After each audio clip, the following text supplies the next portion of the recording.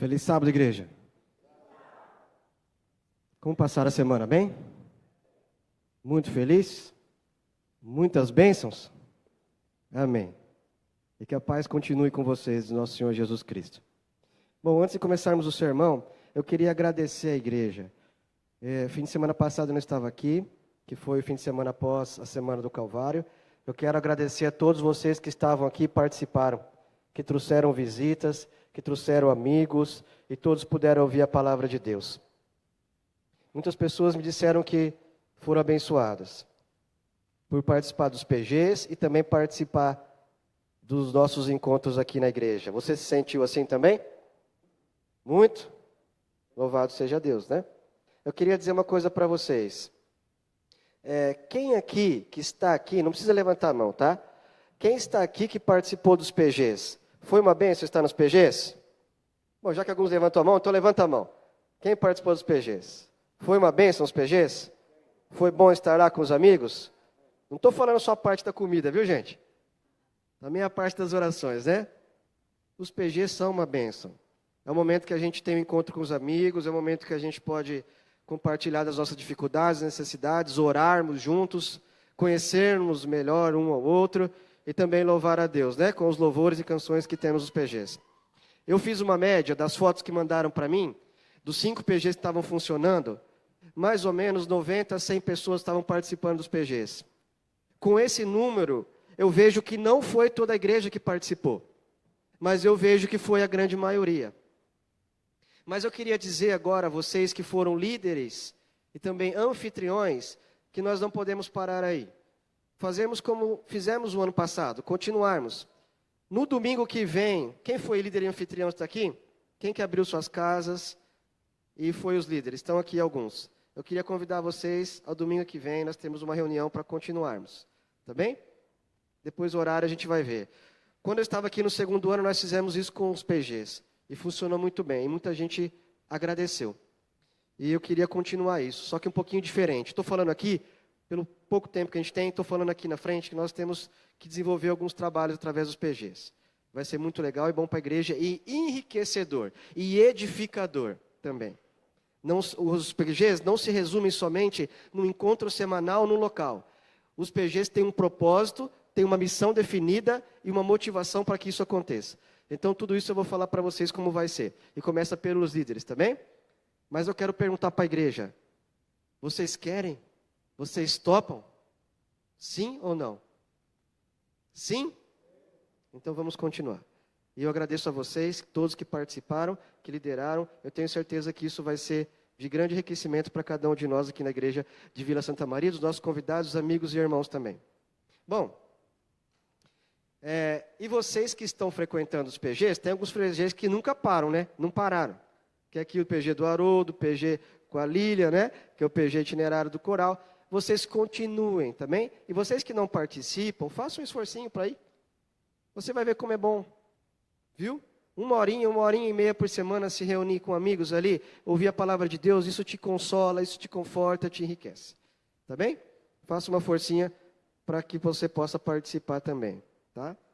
Bom, vocês estão vendo o título ali em cima, né, no projetor. O que está escrito ali? Ser religioso é suficiente para alcançar a vida eterna? O que vocês acham? Não precisa responder, tá? Pensa aí. Olha só. Eu vou mostrar a história de um homem para vocês que foi muito religioso. Muito religioso. E vou mostrar um pedaço da vida dele, é claro.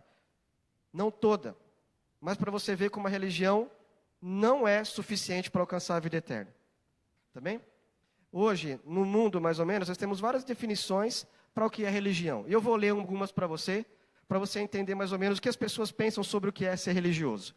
Uma primeira definição diz assim, ó: é uma crença na existência de um poder ou princípio superior, sobrenatural, do qual depende o destino do ser humano e o qual se deve respeito e obediência. Então, para alguns, ser religioso é acreditar num poder sobrenatural, um princípio sobrenatural que deve ser respeitado e obediente. Tá certo? Não totalmente. Por quê? Nós não acreditamos num poder sobrenatural somente. Nós acreditamos numa pessoa, num Deus poderoso e sobrenatural. E a Ele sim devemos respeito e também obediência. Uma segunda definição é a seguinte: ser religioso é a observância cuidadosa e contrita dos princípios religiosos. Devoção, piedade, ser fervoroso. Também está certo? Certo? E uma terceira aqui, é um conjunto de princípios morais e éticos, está certo? Certo. Mas como definir realmente o que é religião? Então, eu vou falar para vocês aqui um pouquinho. Hoje, as maiores religiões que existem no mundo, sabe qual é? A primeira, qual que você acha que é? Cristianismo, exatamente. São pessoas que professam crer em Jesus Cristo como Senhor e Salvador. Olha, dessa profissão religiosa do cristianismo pertence hoje 2 bilhões 106 milhões de pessoas e algumas outras mil. É a maior religião do mundo. Mas será que todas elas exercem todos esses princípios aqui, definições que eu li para vocês? Segunda, islamismo. O islamismo, os muçulmanos são a segunda maior. Existe hoje um pouquinho mais de 1 bilhão e 283 milhões de muçulmanos no mundo. A terceira, vocês sabem qual é? O hinduísmo. São aproximadamente 850 milhões de pessoas do mundo que acreditam nessa religião politeísta de vários deuses. E a quarta, vocês sabem qual é? O budismo. São aproximadamente 350 milhões de pessoas que acreditam que o Buda é um salvador, né? Uma forma ética de viver e moral. Enfim, falamos sobre isso e agora eu quero que você abra sua Bíblia no livro de João, capítulo 17, verso 3. Para que nós entendamos o que nós vamos estudar um pouquinho na Bíblia hoje. João 17, 3.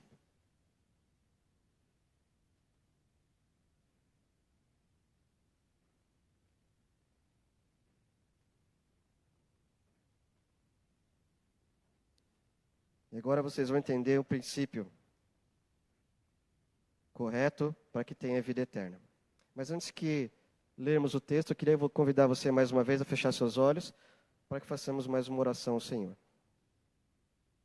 Pai Santo que estás nos céus, Deus Todo-Poderoso, Obrigado por mais um sábado que podemos estar aqui na tua casa de oração, entre amigos e irmãos, para louvar e honrar o teu nome.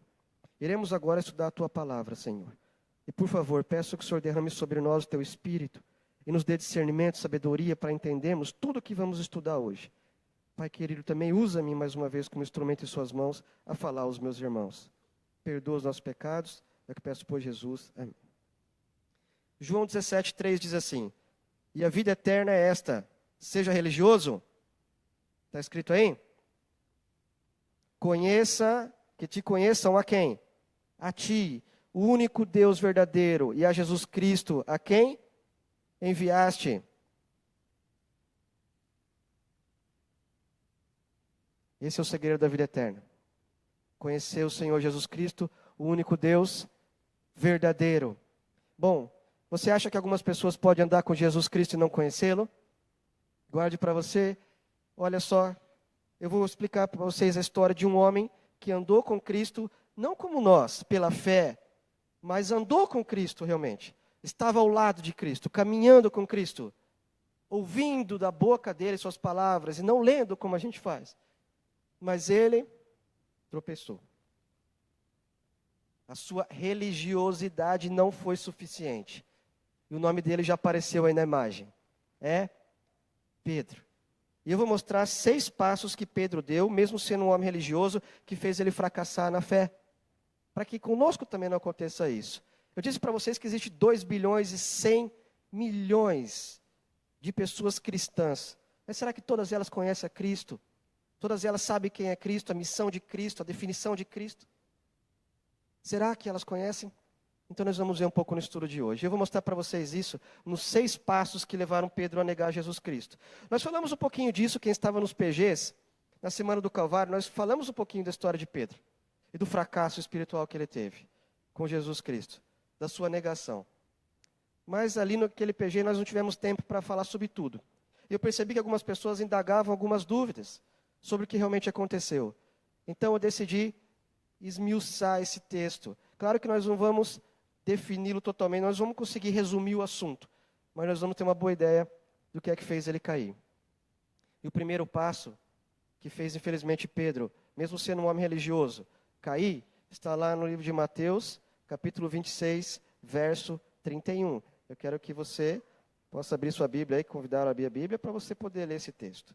Do 31, nós vamos ler também até o verso 35, tá bem? Mateus 26, versos 31 ao 35.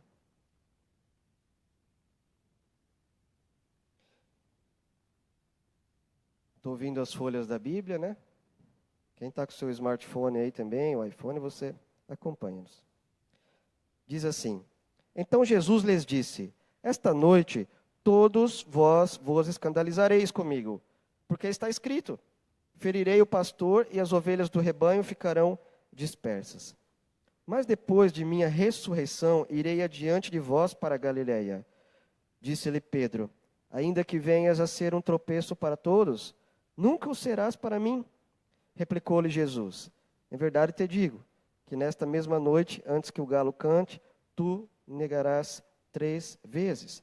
Disse-lhe Pedro: ainda que me seja necessário morrer contigo, de nenhum modo te negarei. E todos os discípulos disseram o mesmo. Que triste ler isso, sabendo o que aconteceu, não é mesmo? Que triste ler isso, sabendo o que aconteceu. Sabe por que isso aconteceu? Pedro, ele tinha um sentimento de orgulho muito grande, uma presunção espiritual muito grande. O texto, não só de Mateus, se você ler Marcos e também ler Lucas, você vai ver que ele se acha melhor do que os outros. Que ele diz assim, ó, mesmo que todos se escandalizem de você, eu não. Você para mim não é uma pedra de tropeço. Eu irei contigo até a morte.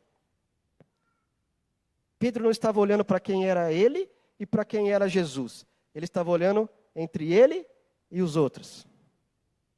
Jesus estava falando, as palavras de Cristo saíam da boca dele direto aos ouvidos de Pedro. Mas Pedro não estava ouvindo, não estava entendendo o que Jesus estava dizendo.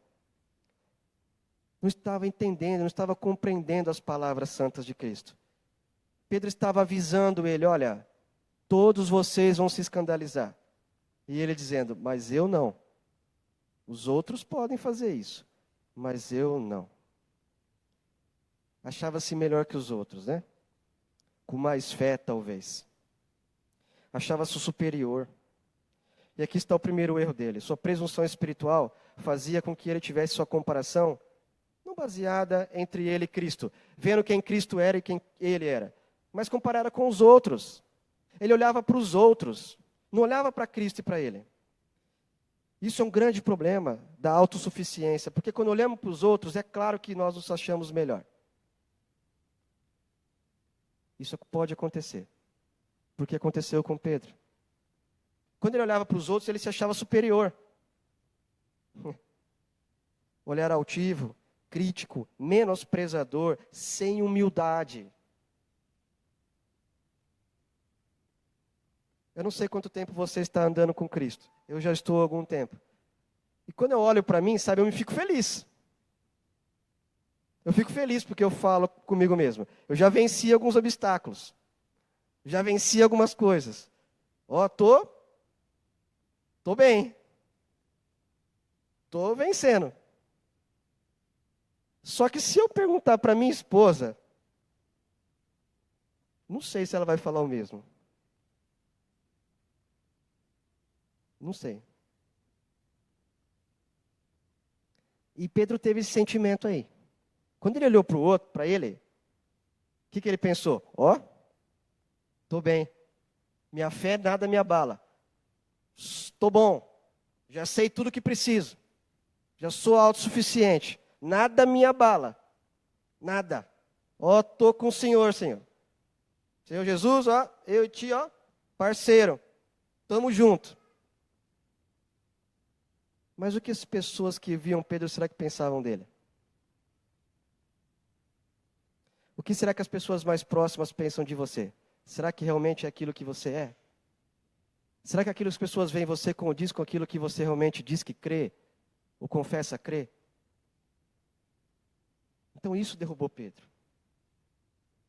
O não entender quem é Cristo, o não entregar a vida completamente a Ele, fez com que ele não entendesse quem ele era e quem Cristo é. E sua atenção voltou para ele e para os outros. Eu faço um contraste aqui com Paulo, né? Vocês devem conhecer bem a história de Paulo. Claro que a história de Paulo e Pedro foi totalmente diferente, a conversão deles, o modo como eles conheceram a Cristo. Paulo não andou com Jesus, mas teve um encontro com ele, mas Pedro sim. Mas eu fico fascinado com a história de Paulo, com a humildade daquele homem. Claro que depois Pedro encontrou a mesma humildade, mas demorou um pouquinho mais, né? Paulo, quando você vai para as suas cartas, você vê ele escrever lá em 1 Coríntios, que ele escreveu por volta do ano 55, 10 anos depois da sua primeira viagem missionária, ele escreve aos Coríntios e ele diz assim, olha, eu sou o menor dos apóstolos. O que ele está querendo dizer? Que ele é o menor dos líderes da igreja. Quando ele vai para o livro de Efésios, a carta de Efésios, você pode encontrar lá, capítulo 2, verso 3, se eu não me engano. Ele diz assim, olha, eu sou o menor dos santos. Ó, mudou já, né? Antes ele era o menor da liderança. Agora ele é o menor da igreja. 5 anos depois ele escreveu essa carta, por volta de 60 anos depois de Cristo.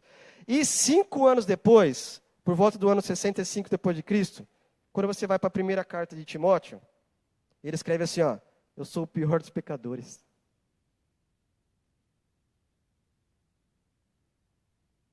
E lá no livro de Filipenses, ele diz assim, ó, esqueço-me do que ficou para trás e sigo para o meu alvo, a soberana vocação em Cristo Jesus. E ele diz, eu não alcancei a perfeição ainda, mas um dia alcançarei. Sabe, irmãos, quero dizer uma coisa para vocês. Cada um de nós aqui tem um encontro com Cristo e vive com Cristo e anda com Cristo. Mas enquanto você olhar para os outros como superior, você está errado. Você está no caminho errado. Cristo se fez menor que todos. Mostrou uma lição de humildade, se esvaziou de si mesmo, esvaziou de sua glória. E hoje sim ele é exaltado. Porque primeiro passou pelo caminho da humildade, do esvaziar, do se entregar plenamente a Cristo. Quando você vai para o verso 50 e 51, ainda do capítulo 26 de Mateus, você vai ver o seguinte verso, o que está escrito aí. Verso 50 e o verso 51. Diz assim, ó. Acharam? Jesus, porém, lhe disse: amigo, para que vieste? Nisto, aproximando-se eles, deitaram as mãos e Jesus o prenderam. E eis que um dos que estavam com Jesus, estendendo a mão, sacou da espada e, golpeando o servo do sumo sacerdote, cortou a orelha. Quem é esse um que cortou a orelha? Pedro. Sabe por que ele fez isso? Tentou resolver as coisas da sua maneira, do seu jeito, não do jeito que Cristo estava ensinando a ele. Ele não ouviu o que Cristo disse para ele, e agora, quando surgiu o problema, ele não estava entendendo o que estava acontecendo. Colocou seu achismo, sua força e armas acima da palavra de Deus, e seus planos e seus avisos. Andou com Cristo, mas não entendeu sua vontade. Não entendeu as palavras de Cristo, não estava em oração. Isso é um problema sério. Quando você não entende a palavra de Deus, quando você não passa tempo com Ele, não compreende o que Ele diz, as suas palavras e ações podem machucar os ouvidos e a cabeça das pessoas, e a mente delas. E foi exatamente isso que Pedro fez. Pedro não entendeu o que Cristo tinha falado. E ele quis resolver os seus problemas da sua maneira. Ele quis defender Jesus Cristo e acabou fazendo o quê? Cortou a orelha de uma pessoa. E é isso que acontece. Quando você não tem tempo com Deus, as suas palavras e suas ações podem ferir o ouvido e a mente das pessoas. E foi isso que Pedro fez, e foi uma vergonha. Eles estavam querendo prender Jesus Cristo e os discípulos, porque estavam dizendo que eles eram arruaceiros, balbuciadores, que estavam bagunçando a sociedade. E aí Jesus, com a maior mansidão do mundo, se entrega. Ele diz: eu sou quem você está procurando. E Pedro vai e saca a espada. E arranca a orelha de alguém. Uma vergonha para ele e uma desonra para Jesus Cristo.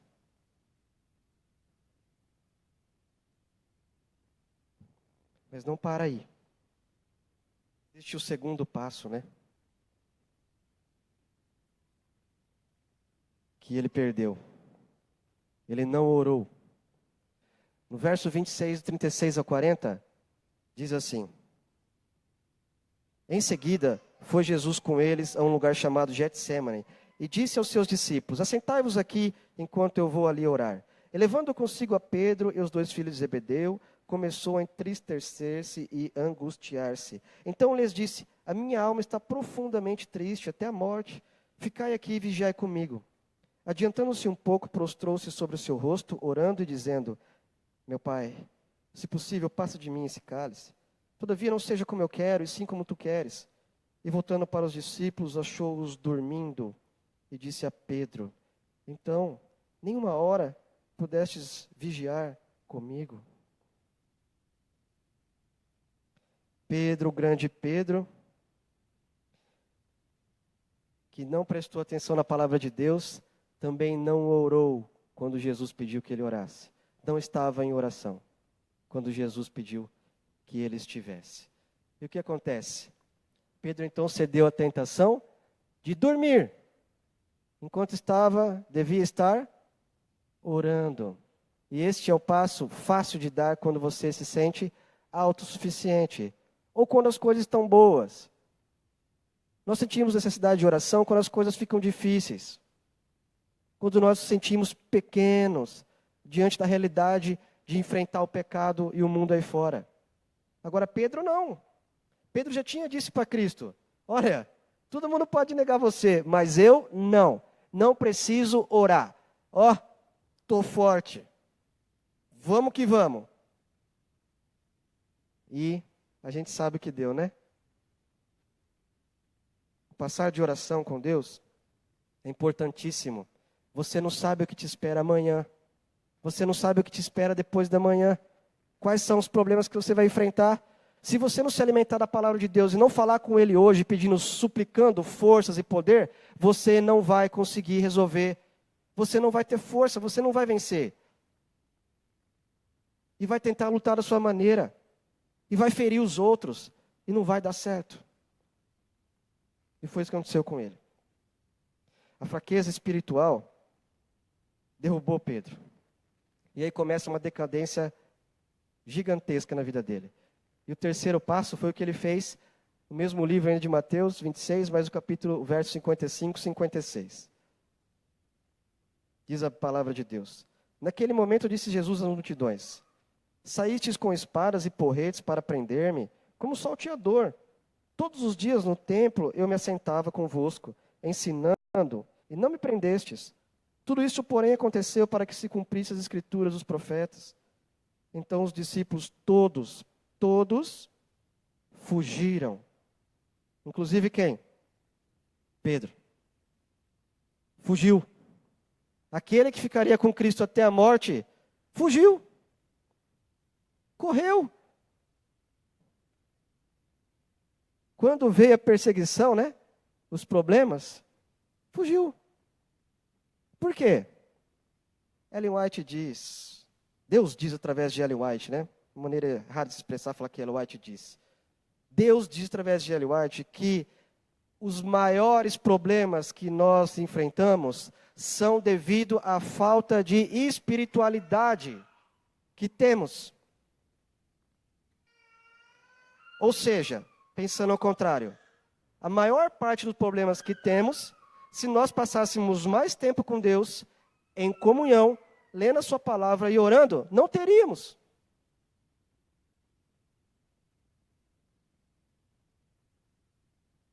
E um outro problema. Quando eles vêm, os problemas vêm, você não tem força para resistir. Você não tem sabedoria para vencê-los. E aí, o primeiro passo, sabe o que é? Fugir. Fraco. Não vou para a igreja. Estou cansado. Só ouço a mesma coisa. Por quê? Melhor eu fugir. Melhor eu ficar em casa. Cuidar das minhas coisas. Tentar resolver do meu problema, do meu jeito. Foi o que ele fez. Fugiu. Quando ele viu que Jesus se entregou, quando ele viu que as suas forças não eram suficientes, ele fugiu. E o quarto passo. 22:54. Lucas 22:54.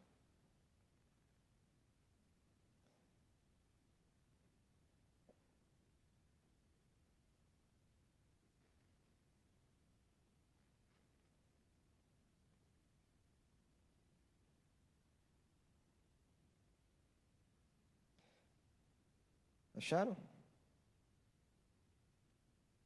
Então, prendendo, o levaram, o introduziram na casa do sumo sacerdote. Pedro seguia de longe. Quarto passo foi se distanciar de Jesus Cristo. De uma vez. Quando apareceu o problema, ele fugiu. E depois, continuou, seguindo Jesus à distância, longe. E por que isso será que acontece? Pedro não tinha mais coragem de tomar uma posição ao lado de Jesus. Ficou em meio à multidão. E este é o pior de todos os tipos de relacionamentos que podemos ter com Cristo. É superficial, vazio e frio. Quantas pessoas já estiveram no nosso meio que hoje nos observam de longe? Estão com Cristo, mas estão longe. Estão com Cristo, mas estão longe. E quantas pessoas estão entre nós que estão com Cristo, mas estão longe? Naquele momento, Pedro poderia dizer o contrário do que Timóteo disse, né? Ele já tinha andado 3 anos e meio com Jesus Cristo. 3 anos e meio com Jesus Cristo. Mas ele poderia ter dito ao contrário do que Paulo disse no fim de sua carreira. Paulo, no fim de sua carreira, em 2 Timóteo, capítulo 4, ele diz assim, olha, Combati o bom combate, acabei a carreira e guardei a fé. Agora já está me guardada a coroa da vida, qual será me entregue pelo Senhor justo juiz, e que não será entregue só para mim, mas a todos aqueles que amaram a sua vinda. Pedro poderia nesse momento ter dito o contrário. Combati o bom combate, acabei a carreira e perdi a fé.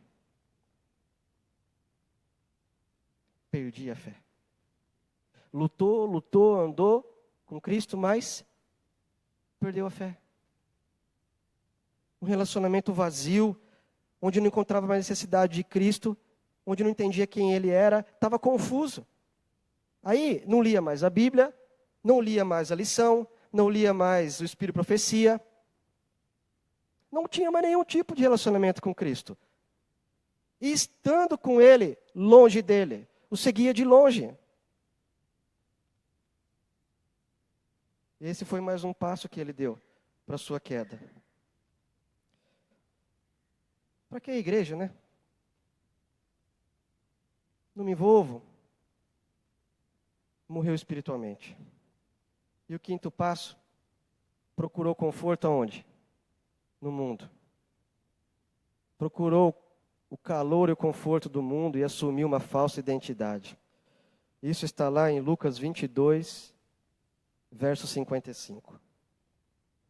Diz assim: E quando acenderam fogo no meio do pátio e juntos se assentaram, Pedro tomou lugar entre eles.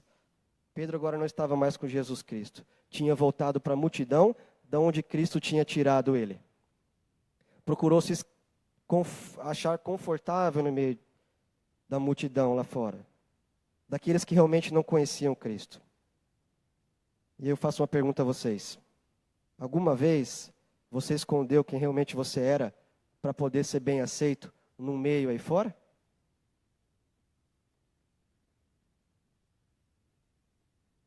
Entre nós e no meio de nós,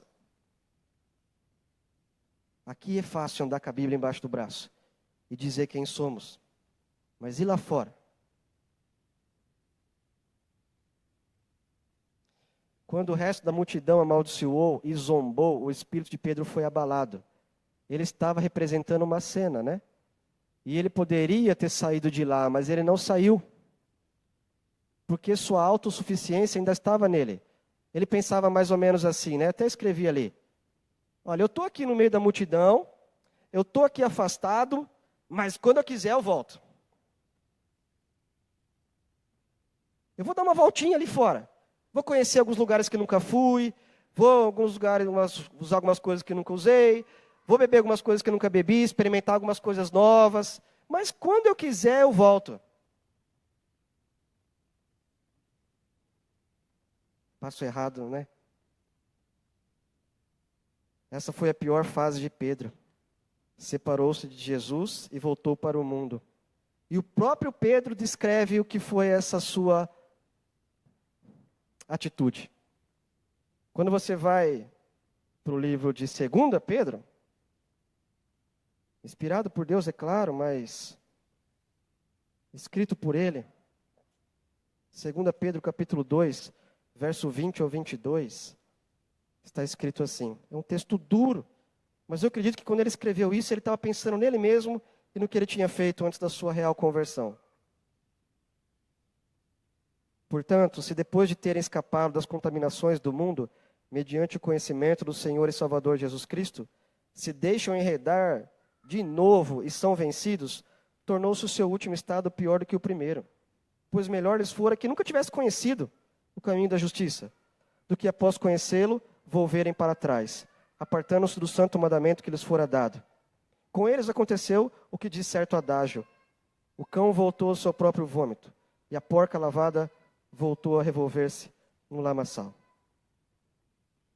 Vocês devem ter visto já, como eu já vi várias vezes, fotos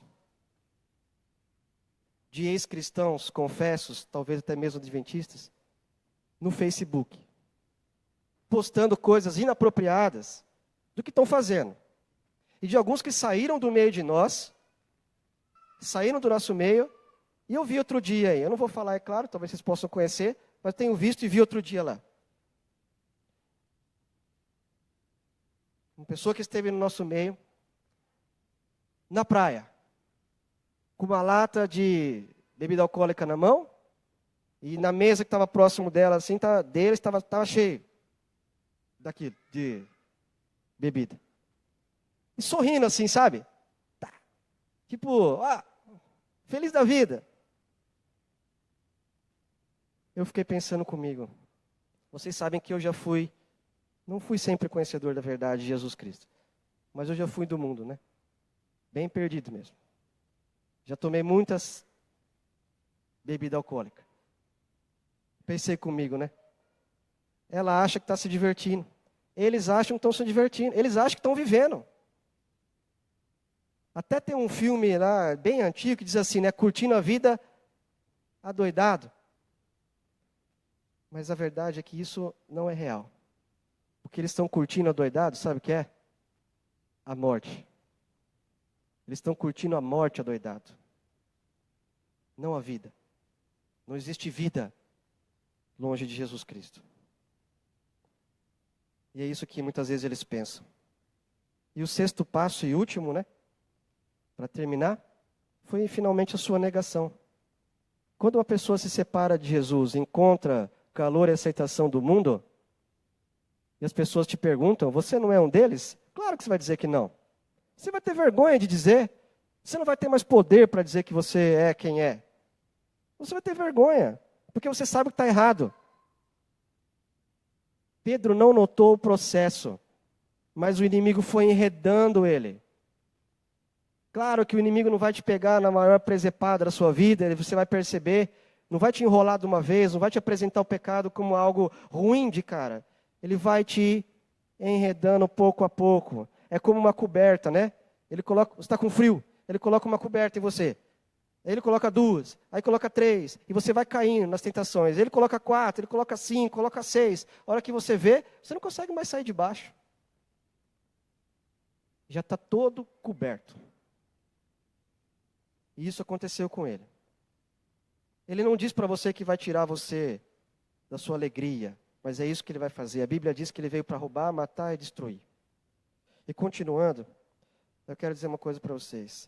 Creio que aquele momento, realmente, até aquele momento, Pedro não conhecia Jesus. Tinha andado 3 anos e meio com ele e não conhecia Jesus e a missão dele. Ser uma pessoa religiosa não faz de você alguém que vai herdar a vida eterna. E sim conhecer Jesus Cristo na sua totalidade, na sua grandeza. Sabe, outro dia, a gente traz muitos costumes lá de fora para dentro, né?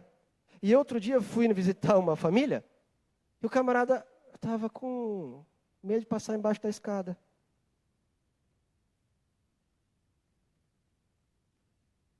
Outros têm medo de gato preto. Sexta-feira 13, né?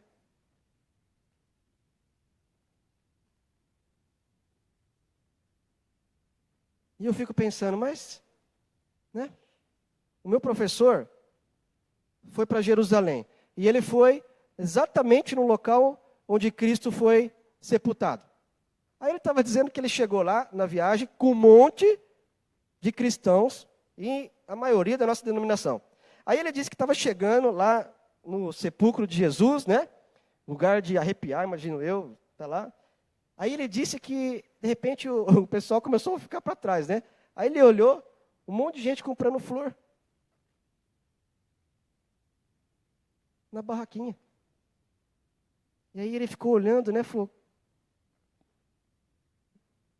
estou entendendo, né? E aquele pessoal comprou um monte de flor. E aí chegou lá no sepulcro de Jesus, pegaram aquelas flores e colocaram as flores para Jesus. Aí, o guia não estava entendendo. Mas, né? Nós não acreditamos que Jesus está aí. Daí o professor explicou, não, eu vou explicar para você. É que nós, brasileiros, eles têm esse costume lá de né? Quando vai visitar alguém que morreu, põe flor lá no túmulo do indivíduo, né? Então, às vezes, gente, a gente parece que confunde cultura com nossos princípios. Costumes com aquilo que cremos. E foi isso que também atrapalhou Pedro na sua caminhada com Cristo. O que nós podemos crer é que Pedro ainda não tinha entregue sua vida completamente a Deus. Ele era ainda autossuficiente. Olhava para si mesmo e acreditava em si, na sua força, no seu poder, na sua fé. Ele não se via como deveria e comparava-se com os outros. Achava-se melhor que os outros. Eu não sei quanto tempo você tem de conversão, eu não sei quanto tempo você conhece Jesus Cristo, mas quero dizer uma coisa para vocês. Você deve olhar a pessoa que está do seu lado aí, não como melhor que você também, mas pelo menos como igual a você. Não como maior, nem melhor. Vocês estão aqui na frente, não devem olhar o pessoal lá do fundo assim. Vocês estão aí no fundo, não devem olhar as pessoas que estão aqui no meio assim. E quem está em cima também. A presunção espiritual é o que levou todo o restante da queda de Pedro. Todo. Mas a gente tem que trazer a solução, né? E agora? E agora? A solução está lá, no primeiro texto que nós lemos da Bíblia hoje, para que você não caia nos enganos dele. João 17:3, lembra? E conhecereis o Deus verdadeiro e Jesus Cristo. E aí você tem vida eterna. Segunda coisa, converter-se. Mudar sua forma de pensar, sua forma de agir. Às vezes nós estamos aqui achando que já sabemos tudo, que não precisamos de mais nada, que já conhecemos a Bíblia. E essa é outra coisa que eu aprendi no teológico. Quanto mais eu leio a Bíblia, mais eu vejo que não sei nada dela. E eu leio 3.000 páginas por semestre, além da Bíblia. E eu não vejo pessoas estudando a lição.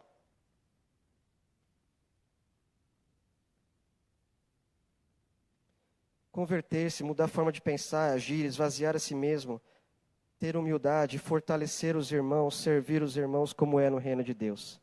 É isso que ele pede. E aí sim você vai estar como Paulo, não como Pedro. Esteve nesse momento, crescendo e não caindo. Quando você olhar para o próximo com amor, compaixão e piedade, isso sim é verdadeira religiosidade. Isso sim é o reino de Deus. Aquele que serve o próximo. E orar sem cessar. Como descrito no primeiro livro de Tessalonicenses, capítulo 5, verso 17. Se você construir essa barreira em você, se você olhar para Jesus e para você, e reconhecer quem Ele é, conhecer Ele, sua missão, você vai saber qual é a sua missão e o seu lugar também. Você vai ser mais humilde, você vai orar mais e entender sua necessidade de Jesus Cristo. E você dificilmente vai cair nesses passos que Pedro caiu. Mas a história não acaba aí. E vocês sabem que ela tem um final feliz. Com Deus sempre tem um final feliz. Mesmo Pedro tendo feito tudo isso, e Pedro voltou a pescar. E no capítulo 21 de João, você vê Jesus chegar perto dele. E é o encontro após aquela queda. E Jesus olha para ele e fala, Pedro, você me ama? E ele fala, eu te amo, Senhor. E Deus pergunta 3 vezes para ele, e ele diz, eu te amo, Senhor. Então apacenta minhas ovelhas. E ele se torna o maior dos líderes da igreja. Ou seja, o primeiro líder que aquela igreja teve. Um homem que fracassou, que caiu, que foi presunçoso, que foi teimoso, não orou, não ouviu, não entendeu a palavra de Deus, se tornou o maior líder que aquela igreja teve. E a igreja da qual nós pertencemos hoje. Eu quero dizer para vocês também, amigos, se você ficou aí um pouco abatido, contrito, e se encaixou numa dessas coisas que eu disse, Deus alcançou o alvo dele, porque é isso que a palavra dele ensina, ou quer ensinar. Mas eu quero dizer uma coisa para vocês. Você pode ser, aonde você estiver, o maior líder desta igreja para o mundo todo. Isso só depende de você. Se você entender a palavra de Deus, a missão dele, quem você é e como você se encaixa nesse contexto. Orar sem cessar. Viver uma vida de humildade, você pode chegar onde você jamais imaginou. Porque essa é a história de Jesus. Ele se humilha nesse mundo para ser exaltado no final. E nós, assim também devemos fazer. Quando você achar que está tudo bem, que você é campeão, que você está melhor que os outros, você já perdeu. Já perdeu. A palavra de Deus é, às vezes, dura. Mas é para nos ensinar. É para nos colocar no nosso lugar. Para que não percamos a vida que Ele nos dá, vida eterna. Pedro devia ter aprendido algumas coisas que não aprendeu andando com Cristo. Pedro devia ter entendido que Cristo não o amava por ele ser religioso, por ele vir à igreja. Deus não amava ele por isso. Deus não amava ele porque ele era forte, pescador, trabalhador, corajoso. Deus não amava ele por isso. Deus amava ele pelo mesmo modo que Ele ama cada um de nós. Porque somos filho dele. E que pai que não ama um filho? Pedro precisou ir ao fundo do poço para entender quem ele era. E que eu e você nunca alcancemos o fim do poço. Que nós possamos tirar pessoas do fundo do poço. É isso que Cristo veio fazer com nós. Nos tirar do fundo do poço.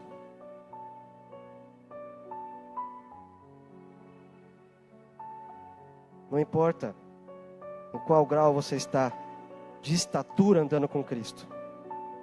Não importa se você ainda é uma semente que está brotando. Não importa se você já é uma plantinha verde, linda, crescendo. Não importa se você já é uma flor cheia de flores. E já está dando fruto. Não importa se você já deu muito fruto.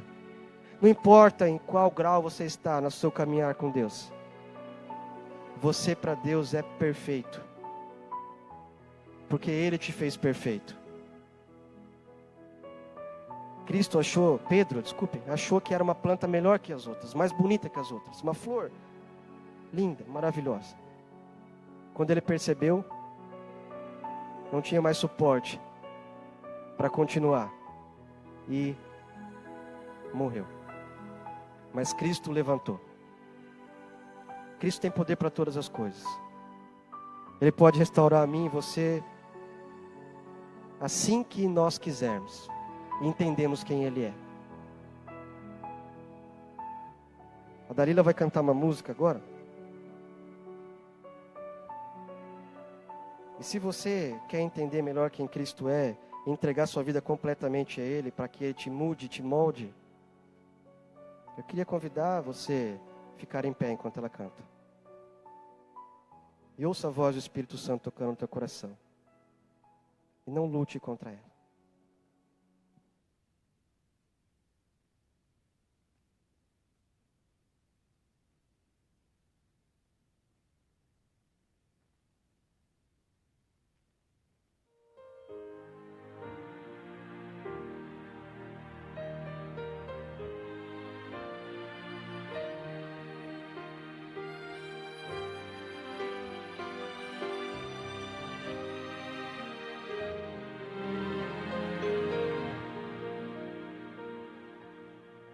Por tantos lugares eu passei e dos teus milagres ouvi dizer, até que um dia te encontrei, em tua presença descansei.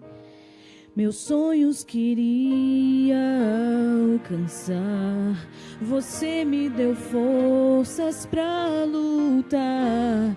Enquanto as pessoas não acreditavam, você viu o melhor que havia em mim. Entrego a ti a minha vida, Senhor. Entrego a ti tudo que sou. Como viver sem teu amor?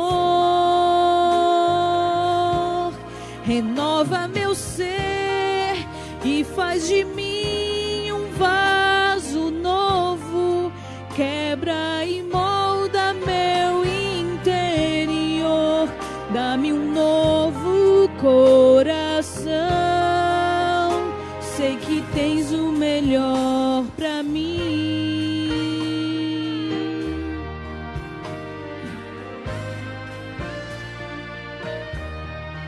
Eu te agradeço, meu Senhor, por tua bondade e teu favor, ao entregar Jesus na cruz pra morrer em meu lugar, no mundo carente de amor, onde existe luta e dor. Eu quero ser a tua voz, levando paz aos corações.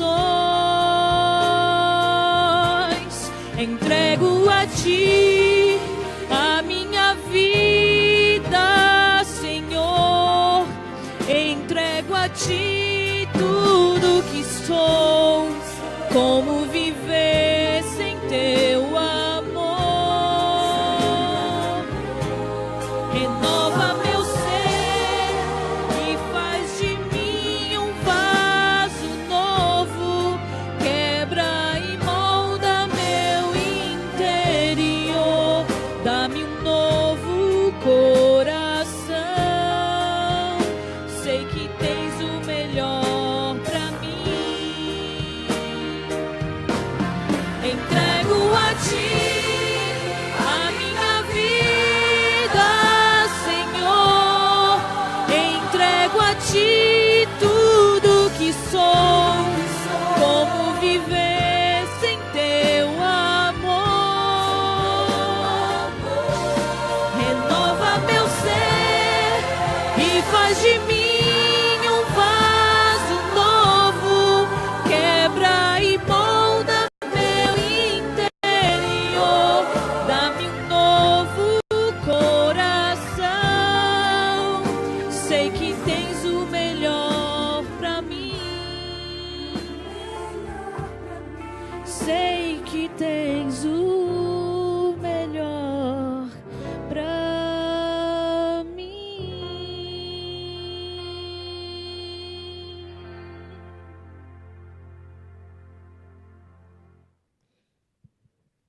Enquanto Cristo morria por Pedro, Pedro estava negando ele. Enquanto Cristo fazia tudo por Pedro, Pedro estava se afastando dele. Todos nós podemos cometer erros aqui. Ou já cometemos ou vamos cometer. Mas eu quero que você lembre de uma coisa. Deus, Jesus nunca vai deixar você. Ele vai te buscar. Porque Ele te ama. Quero que você agora feche seus olhos e vamos orar. Pai Santo e querido, obrigado, Pai, porque apesar de nossas falhas, nossos muitos erros, o Senhor decidiu entregar sua vida por nós. Obrigado porque o Senhor nos reclama como seus. Obrigado porque o Senhor nos defende, nos protege, nos ama e cuida de nós. Obrigado por tudo que é, Senhor. E nos ajude a olhar para nós cada vez mais e entender quem o Senhor é e a nossa necessidade de Ti, Senhor. Nos ajuda, Pai, a entender isso todos os dias de nossa vida, a olharmos aos nossos semelhantes, aos nossos amigos e irmãos, principalmente os da fé, Senhor. Ajuda-nos a entender quem somos e que precisamos amá-los e servi-los, Pai. Ajuda-nos a entender que o maior no Teu reino é aquele que serve, não aquele que quer ser servido, Pai. Porque assim o Senhor fez. Tire de nós a presunção, o orgulho. Ajuda-nos a ter mais tempo contigo, com a Tua palavra, em oração. Ajuda-nos, Pai, naquilo que precisamos melhorar. E nos ajude a entender que o Senhor está conosco, que o Senhor se entregou por nós e nos ajudará em toda dificuldade. Perdoa, Senhor, cada um de nós. E a nos abençoe. É o que peço por Jesus. Amém.